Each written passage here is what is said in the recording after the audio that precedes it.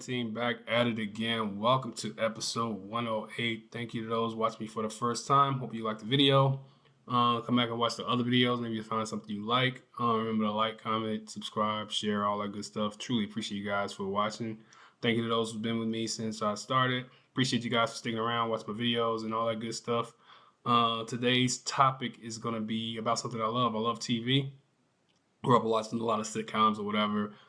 Today I'll be talking about my favorite TV moms. There's been so many TV moms, but these are my favorite from when I was a kid. Some of these shows came out before I was born, and I watched them in syndication, and a lot of them came out while I was alive, while I was a little kid or whatever.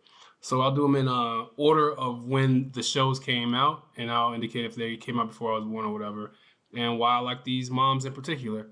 So the first TV mom is going to be Florence Henderson, who played Carol Brady on the Brady Bunch. The show aired from 1969 to 1974, before I was born, but it came on all the time in syndication. I remember watching it pretty much every day of the week at one point. But she was a very stable mother. She was a at-home mother. Loved her family, loved her kids, loved her husband. The thing about the Brady Bunch was they came together, and the husband had 3 sons and the wife had 3 daughters, and they never treated the kids as if they weren't related from birth or whatever. They always called each other mom and dad.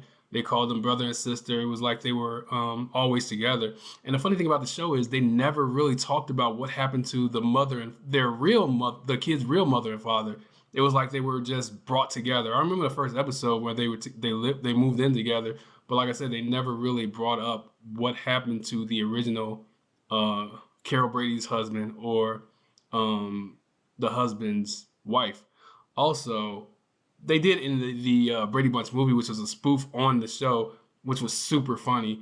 But in the show, they never brought it up. But Carol Brady was fantastic. I used to love watching the Brady Bunch. Even though it was super corny, it was still good, especially for its time. She was definitely one of my favorite TV moms because she was nice, she was funny, she was real pretty. She was just a good mother, and it was a good TV show. Good TV show to watch in syndication or whatever. The next show I'm going to talk about is Esther R, who played Florida Evans on Good Times. Now, this was a totally different show compared to the Brady Bunch.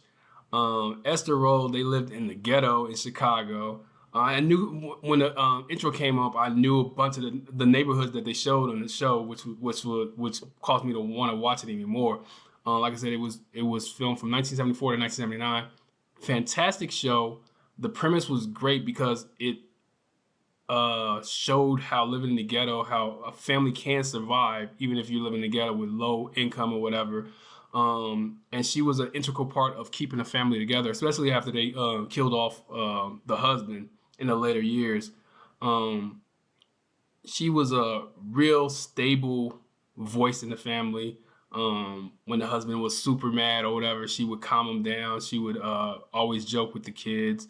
It was a typical family, except they were poor and they lived in the ghetto. I thoroughly enjoyed the show, not only because it's from Chicago. It was just a good show. It came out before I was born, from 1974 to 79, but it played in syndication for a long time. I think you can still watch it too. I think I've seen it like recently, like last year, I think, something like that. But very good show. The show got pretty bad when the father left, or when they killed the father on the show. But Esther R was still a stable part of the show, and I enjoyed her role as Florida on Good Times.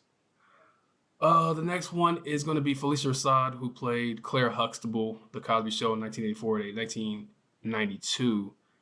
She showed that a black woman can be a successful working mother while also being a very great mother and wife. She was a lawyer in the show, a housewife, not really a housewife, but she was always there to cook dinner and be there for the kids. And she was super funny. She was always there for her husband, who was a doctor, of course, Bill Cosby. But she showed, like, America, that a black family could be successful. A husband that's a doctor and a wife that's a lawyer, and they both took care of the kids, and they both raised great kids. I think all of them all the kids went to college, and it was just an unbelievable show. And they were in Harlem, New York, if I'm not mistaken. So it showed that you can survive, and black families aren't always don't have to be portrayed as being poor or struggling or whatever. And it showed how a black family can actually survive and strive and be great. So Felicia Rad, definitely one of my favorite mothers. She actually showed how like the type of woman that you would want to marry when you grew up or whatever. From what I was thinking as a little kid. Next one is going to be Katie Seagal, who played Peggy Bundy on Married with Children, 1987 to 1997. I didn't even realize it ran that long. But Peggy Bundy is definitely not the prototypical woman. She didn't want to work. She was a stay-at-home mom that didn't want to do anything but look pretty.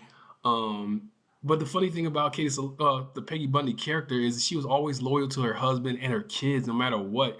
Even though she was like basically somebody that you wouldn't want to marry or wouldn't want to have children with, she was always loyal. She was always a good mother, I guess you could say.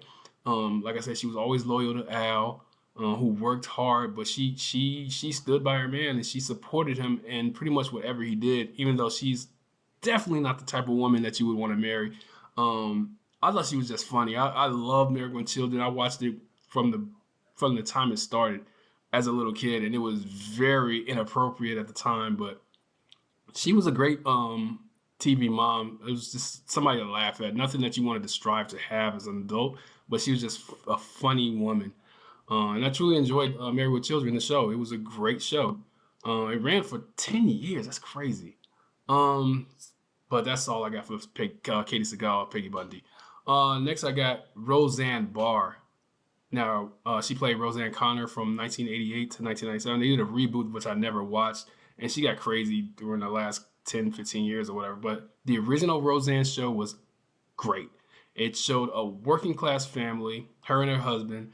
It showed them going through struggles, it showed them succeeding, shows her changing jobs and starting a business and losing a business. And it was like pretty much the life story of a regular town people or whatever. I watched the show from the time it started too. I love the original run of Roseanne. It was a great show. She was super funny. I always laughed. It was like must see TV back in the day when they showed single episodes and stuff like that, weekly episodes or whatever. She was, like I said, she was super funny. She was dedicated to her husband, and she worked hard. They worked hard. It was a hardworking blue collar family, which I think it resonated with a lot of people. And they were from Illinois, which I also love because I'm from Chicago. So. Um, and it showed how real people look. They weren't like supermodel type people or whatever. They were like real looking people. Roseanne was not a supermodel type woman. She was like a regular person who lived in Illinois. It's just a great show, and the things that they went to was like real life stuff. So I thoroughly enjoyed that show growing up as a kid or whatever. And the last one I got is going to be Janet Hubert, the original Vivian Banks from Fresh Prince, which aired from 1990 to 1996. She was on in the first three seasons from 1990 to 1993. Nothing against the newer Vivian, but the old Vivian was just a powerhouse. She was amazing. She was an amazing actor. She was super funny. She stood by her man. She had a job. She was a lawyer and a teacher, and they showed episodes where she was teaching in class and whatever. And she was an integral part of the family. She had a lot of lines. She was in every episode pretty much in the first three seasons, and she had a major part in the show. And I love that aspect of it. It showed a strong family background, strong family ties or whatever. And I hated when they switched when she had beef with Will Smith and they ran her off the show because the new girl, she was okay, but they made her into a housewife. They didn't give her many lines. She wasn't in a lot. She was in a lot of episodes, but she wasn't really there. She was just in the backgrounds most of the time. She wasn't funny either. I just love Janet Hubert so much more, and I thought when the new lady came, it brought the show down a lot. But she was real good. She was one of my favorite TV moms, especially growing up. It was my prime years from 90 to 93. I was 10 to 13 years old. So you learn a lot about how a black family should look or could look, I guess you could say.